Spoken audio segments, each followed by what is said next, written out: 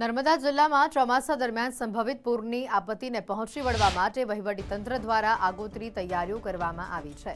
જિલ્લા કલેક્ટર ગંગાસિંહના માર્ગદર્શન હેઠળ નર્મદા જિલ્લા આપત્તિ વ્યવસ્થાપન તંત્ર દ્વારા પોઈચાના ત્રિવેણી ઘાટ ખાતે પૂર બચાવ અંગેની એક અસરકારક મોકડ્રીલનું આયોજન કરવામાં આવ્યું હતું। આ મોકડ્રીલમાં નર્મદા નદીના જળસ્તરમાં અચાનક વધારો થાય તેવા કાલ્પનિક પરિસ્થિતિનું નિર્માણ કરવામાં આવ્યું હતું।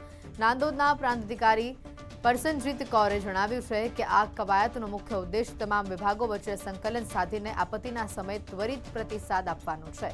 ડીઈઓસીને સક્રિય કરીને તમામ વિભાગોને પોતાની જવાબદારીનું કુશળતાપૂર્વક પાલન કર્યું હતું।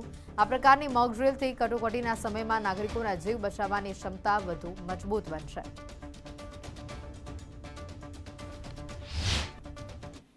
आज नांदोद तालुका में पोइचा गांव में त्रिवेणी संगम के किनारे एक मॉक ड्रिल का आयोजन किया गया था। इस मॉक ड्रिल का सिनेरियो इसी तरीके से था कि अगर नर्मदा नदी में फ्लड जैसी सिचुएशन आ जाती है, वाटर का लेवल बढ़ जाता है और निचले इलाकों में फ्लड्स आ जाते हैं तो हम किस तरीके से रिएक्ट करेंगे। इस मॉक ड्रिल के दौरान सभी डिपार्टमेंट्स ने अपने रोल्स को अच्छे से एग्जीक्यूट किया और हमें उम्मीद है कि अगर फ्यूचर में इस तरीके का सिनेरियो रियल लाइफ में बनता है तो हम बेटर प्रिपेयर्ड होंगे उस इमरजेंसी सिचुएशन को हैंडल करने के लिए।